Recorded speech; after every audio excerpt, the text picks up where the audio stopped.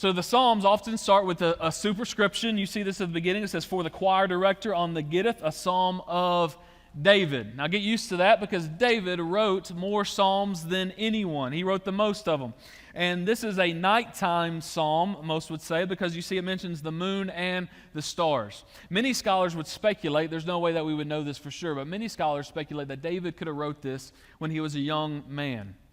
He was a shepherd, and he was out in the fields at night, and he was looking up at the stars. Even right now, as you look up, and these aren't stars, but they kind of resemble it, right? As you look at our ceiling, and as he looks up at the stars, and he reflects and is filled with awe and wonder at the goodness of God, the Creator God who put all things in place.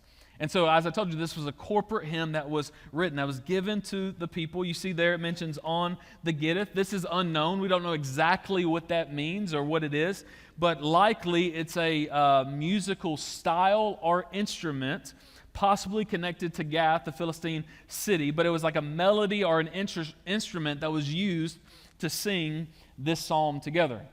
That's what the superscription tells us there. And then as we get into it, we see something called an inclusio. This is the structure of the psalm. What I mean is, did you notice Psalm 1 and Psalm 9 were the same? Or verse 1, verse 9 were the same. Did you notice that? And so this is a form of a literary device that is given to us that he uses here. That means that everything that's in between verse 1 and verse 9 is meant to be understood in light of what is said in that verse, in those verses. And so that is the way we interpret everything that falls in between there.